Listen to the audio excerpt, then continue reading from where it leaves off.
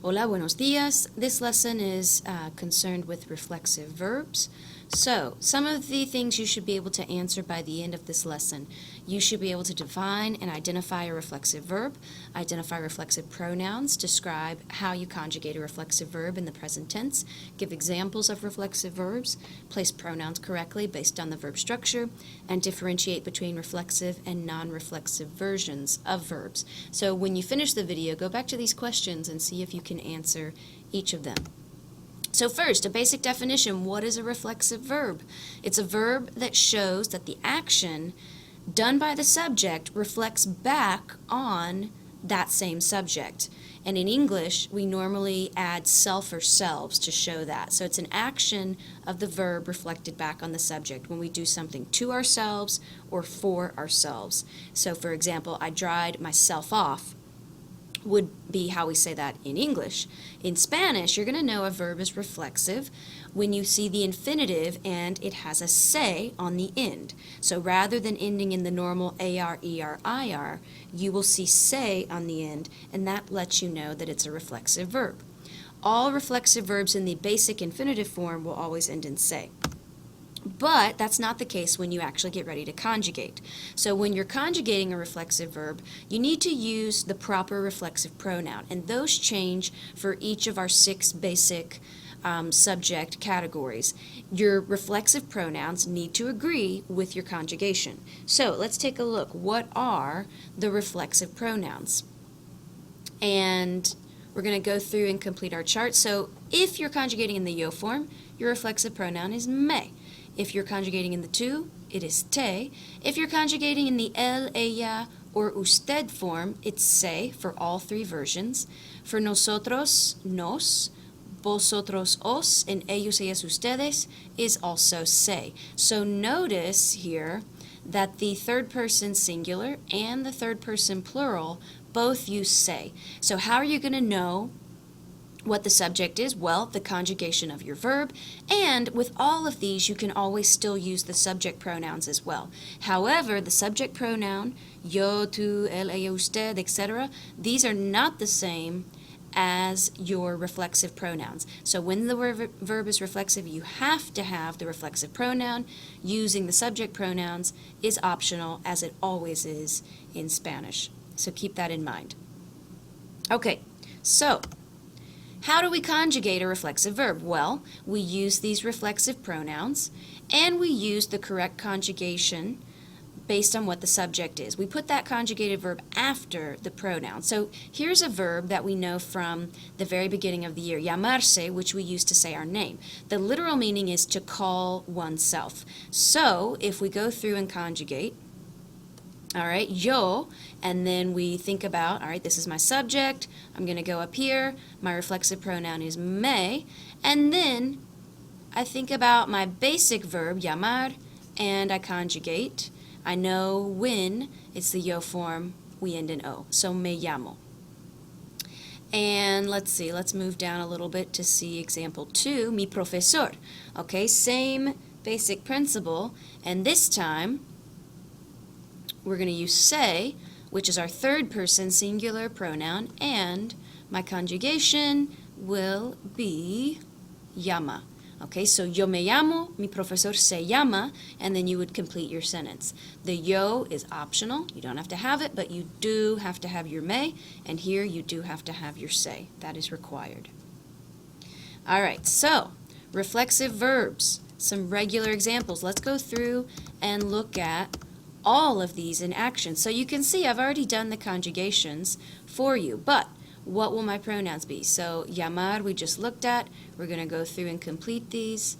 So me llamo, te llamas, se llama, nos llamamos, os llamáis, and se llaman. Okay, so pretty straightforward. And then with a different verb, lavarse. Now we know lavar is to wash. So when we make it reflexive, it means to wash oneself. So me lavo, te lavas, se lava, nos lavamos, os laváis, and se lavan. So now we've turned the basic verb lavar into a reflexive verb. So this one is interesting. This is when we're washing something. So when you bathe yourself, when you're washing your hands, you would use lavarse, reflexive, anytime you're doing it to yourself. But if you're washing the dishes, if you're washing the windows, washing the car, then you will not use the reflexive form.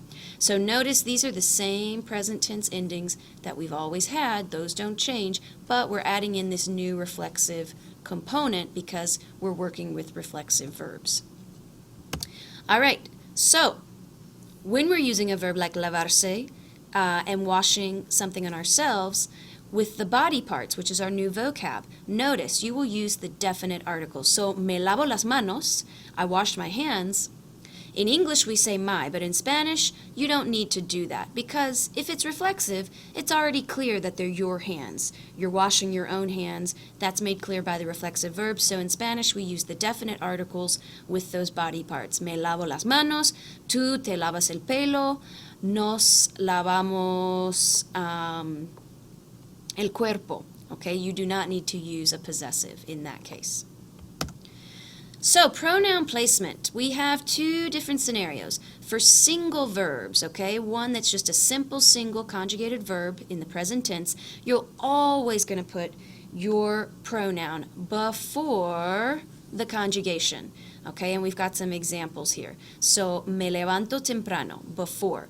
Te duchas por la noche, before. Ella se acuesta después de leer. So notice if you use the subject pronoun, you can start the sentence with that, but your reflexive needs to go immediately before your simple verb. Nos vestimos rápidamente, before. So these are simple, single conjugations. Your pronoun will always go in front, directly before it. However, if you have a compound verb, meaning you have some sort of auxiliary verb and an additional component, or if you have two verbs working together, then we have some different options. So let's look at what happens in that case. So let's look at both ways. We have two options. We have before the conjugation, and we have attached to the second piece. So, me voy a lavar la cara. Here, remember, we have simple future, ir plus a plus the infinitive. So in this case, we can always put it before that conjugated verb, just like we did with a single verb. But we have another option, voy a lavarme la cara. So option 2, okay, is still expressing the same exact message. I'm going to wash my face. Either way, it's that simple future, but we have two possibilities with our pronoun placement. If you do option 2, the attached, it goes directly onto that infinitive. Okay, so make sure that you directly attach it in that case. All right, and let's go back to our main screen. So another option. And this is true whether it's yo, whether it's tu, it doesn't matter. So you can see there how that works. Different verb. I need to wash my face. Me necesito lavar la cara. Option 1, put it before the conjugated verb. Option 2, necesito lavarme la cara. Attach it to that infinitive. Another verb, I plan on washing my face, or we plan on washing our face. Nos pensamos lavar la cara, or pensamos lavarnos la cara. So it doesn't matter the subject, and anytime we have these compound verbs, we have both of these options. Also, let's say I want to wash my face. Me quiero lavar la cara. Quiero lavarme la cara.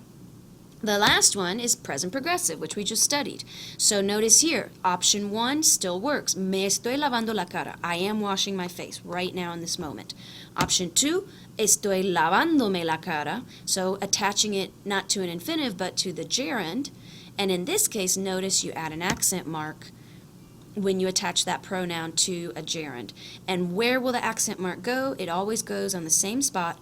It goes directly on the vowel right before the endo. So whether it's I, or it won't be I, but whether it's E or A, you'll put that accent mark directly on if you attach that pronoun. So be careful. Not all verbs are reflexive.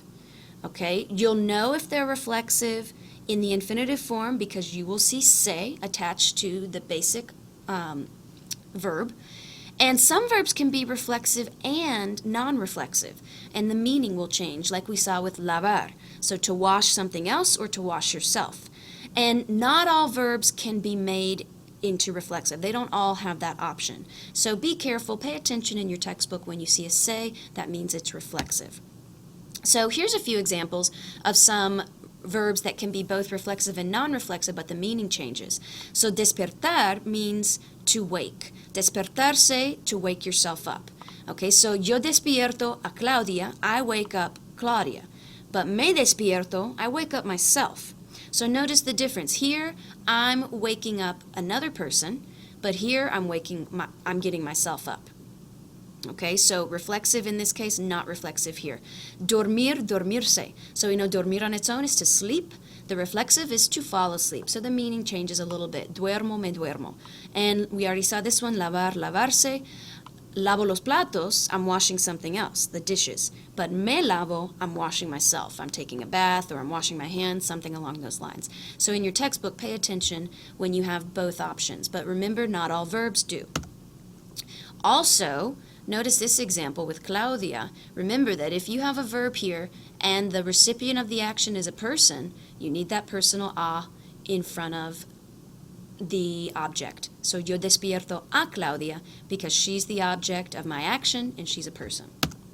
So, for reflexive verb vocab, take a look at page 153 in your textbook. You also have a full explanation of this grammar on those 2 pages as well.